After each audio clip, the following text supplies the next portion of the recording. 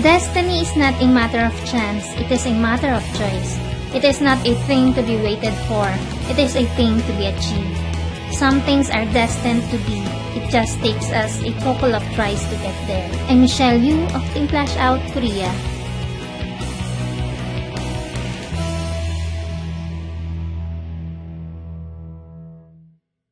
Napakaraming nagtatanong kung paano daw ako nagsimula sa AIM Global. Hindi na ito parte ng tutorial pero since gusto nyong malaman, magkukwento muna ako. Ako po ay college graduate. Graduate ako ng Non-Destructive Testing Engineering. Bago ako napadpad sa Korea, nagtatrabaho ako sa isang kumpanya kung saan naka-assign ako sa fieldwork. Masaya rito. Nako, araw-araw kabilad sa araw. Akyat sa mga matataas na buildings, cranes, at kung saan-saan pang lugar nakakapunta. Malilibot mo nga ang buong Luzon, Visayas at Mindanao para lang mag-test ng mga tibay ng bakal, pipes, lahat-lahat na. Tinetest namin ang cracks, defects, discontinuities nang hindi winawasak ang bakal. Ang high-tech pakinggan, ano? Puro lalaki mga kasama ko noon kasi trabahong panlalaki, hindi po ba? Pero ako pa, kayang-kaya yan. Babaeng-babae lang po ang hitsura pero kaya kong makipagsabayan sa mga lalaki. May doubt ka? Nung nakapag-asawa ko at napadpad sa Korea, naisipan kong magtayo ng isang Filipino grocery. Small store kung baga. 4 years ko itong ginawa online at offline. Gumawa ako ng Facebook page at nagbebenta ako sa Facebook. Gumawa rin ako ng website para mas malaki ang potential ma-market online. Napakaraming customers nationwide at talagang ang lakas ng benta. So noon pa lang talagang ginagamit ko na ang online marketing kaya sanay na ako dito. Suddenly, isa sa mga customers ko inalok sa akin ng AIM Global. Tulad ng mga ginagawa nating lahat kapag inaalok tayo sa isang bagay, dead ma lang. Sa madaling salita, hindi ko siya pinapansin at laging sagot ko ay, pasensya na sis, busy ako eh. Hindi niya naman ako kinukulit. Iniwan niya lang sa akin ang isang video at sinabing panoorin ko at balikan ko siya kung anong masasabi ko sa napanood ko. Video yon ni Sir Chan Aspirin. Isang araw, hindi ako masyadong busy nun kaya naisipan kong i-click ang video na iniwan niya sa akin at pinanood ko. Pagkatapos nun, kakaiba yung naramdaman ko. Sabi ko sa sarili ko, ito ang magpapayaman sa akin. Nag-decide agad akong subukan yung business. Ilang araw, hindi ako nakatulog. Hanggang sa pagtulog, iniisip ko pa rin. Gustong-gusto ko na kasi mag-join pero wala akong puhunan eh. Kaya na-delay pa ako ng 2 weeks bago nakasali. Hanggang sa nung March 16, 2012, nakapag 7 heads agad ako dahil ginawan ko ng paraan. Sinikreto ko muna sa asawa ko kasi ang mga Korean, napaka-negative sa networking. Alam kong hindi niya ako papayagan kung magpapaalam ako na sasali dito. After ng 1 month, marami-rami na ang members ko. Nahihirapan na akong kumilos na pasikreto lang. Kaya nag-decide akong ipaalam na sa kanya ang tungkol dito para makakilos ng maayos. Nag-exercise muna ako sa labas habang nag-iisip paano hahanap ng tiyempo. Dapat yung good mood siya. Ang hirap. Alam ko kasing magagalit siya ng sobra. Finally, nakahanap ako ng time. At hindi nga ako nagkamali. Galit na galit siya nung nalaman niya. Ito yung first time na nagalit siya sa akin ng ganun katindi. Sobrang galit niya, halos hamunin niya ako ng divorce. Iyak ako ng iyak nung araw na yun. Pakiramdam ko, pasan ko ang daigdig. Ang bigat sa dibdib. Kasi ano daw ang pipiliin ko? Yung store namin o ang AIM Global? Pinapipili niya ako kung ititigil ko daw ba ang AIM Global o isasara namin ang store at magkanya-kanya na kaming buhay. Saklap? Dahil sa AIM, iiwanan ako. Honestly, until now, I can still feel the pain. Ang arte. Isa lang ang pumasok sa isip ko noon. Huwag mo muna ako hiwalayan, hindi pa ako yumayaman sa AIM. Harsh, but true. Totoo po yan. Yan talaga ang tumatakbo sa isip ko. Nakahiga na ako sa malambot na higaan eh. Bakit pa ako lilipat sa banig? Pero ganun pa man, nagmatigas ako. Ang nasa isip ko kasi, itutuloy ko ang AIM kahit ano pa maging desisyon mo. Matulog man ako uli sa papag? Fine. Iwan mo ko? Fine. Mabubuhay ako nang wala ka. Oo sabi, wag ka nang duda. Hindi kami nag-imikan ng 3 araw. Naranasan ko ngang umiyak habang kumakain sa tindi ng sama ng loob. Pagkatapos ng 3 araw, kinausap niya ako uli. Nagdesisyon na siya. Ibinaba niya na ang hatol. Kinabahan ako pero hinanda ko ng sarili ko eh. Nasa isip ko noon mukhang magiging single ako nang wala sa oras. Pero iba ang nangyari. Sabi niya sa akin, sige, ituloy mo ang AIM Global. Bibigyan kita ng palugit, pero 1 taon lang. Kapag walang nangyari sa'yo dyan sa loob ng 1 taon, itigil mo na yan. Lumiwanag ang mukha ko sa narinig ko, pero kulang na lang sabihin niya, itigil mo na ang kalokohan mong yan. At dahil hindi ko pwedeng sayangin ang 1 taong palugit, hindi na ako nagpatumpik-tumpik pa. Hindi ko na rin binigyan ng time na pagdudahan pa ang sarili ko kung kakayanin ko ba sa loob ng 1 taon lang. Basta ginawa ko na lang. Just do it, ika nga.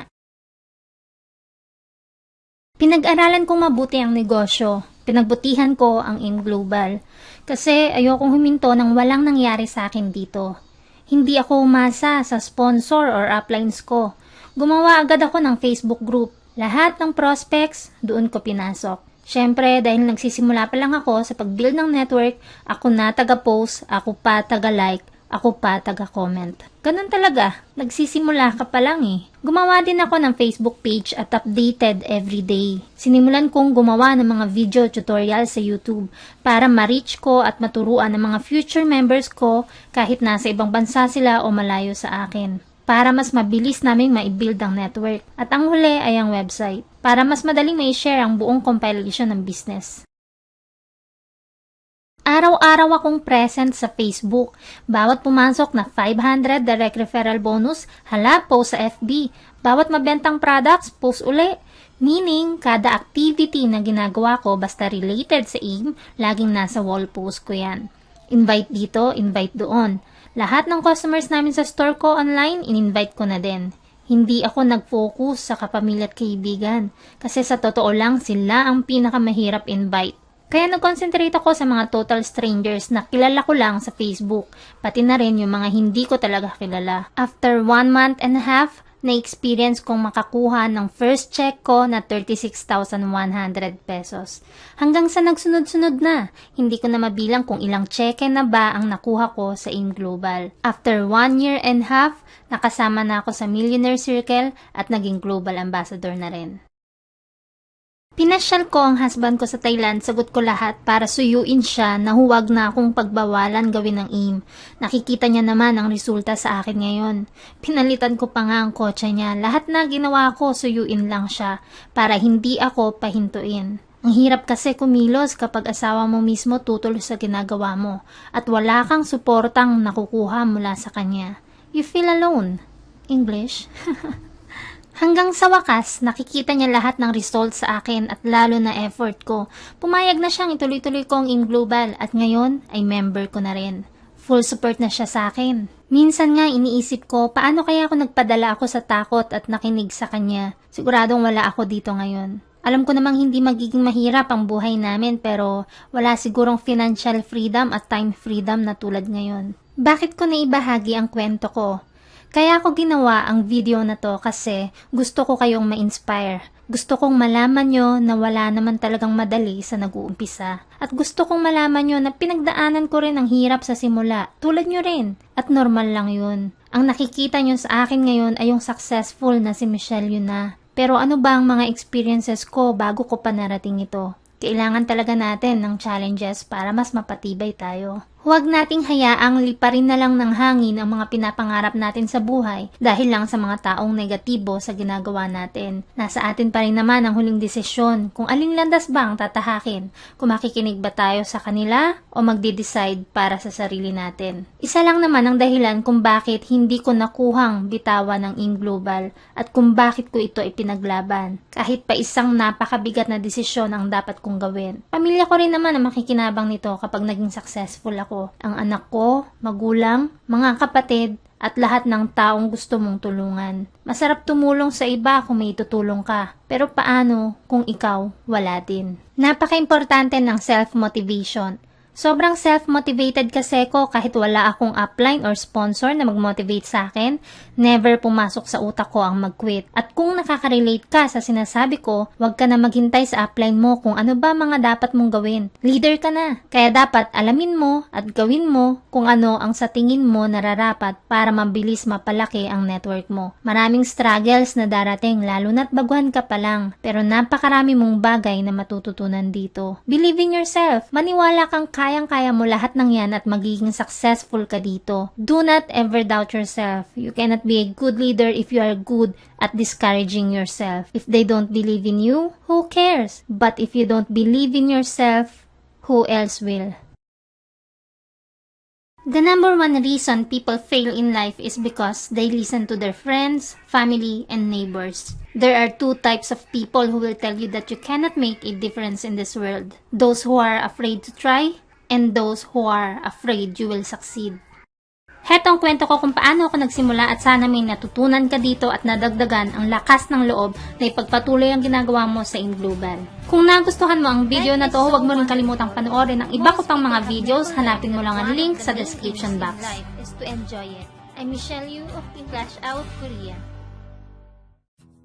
May natutunan ka ba? Mas na-inspire ka ba? Mas na-motivate ka ba na gawin ang negosyo mo? Kung oo, share mo naman sa akin ang comments mo. At kung nagustuhan mo ang simpleng video na ginawa ko, please don't forget to hit thumbs up para naman mas ganahan ako. Kung isa ka sa mga ayaw payagan ng asawa na subukan ng InGlobal, alam mo na. Kung meron kang questions, suggestions, or wild reactions, or kung gusto mo ako makilala personal, gusto mo ako makachat, follow me on Facebook. I'm Michelle Yu of Team Flash Out Korea. Annyeong!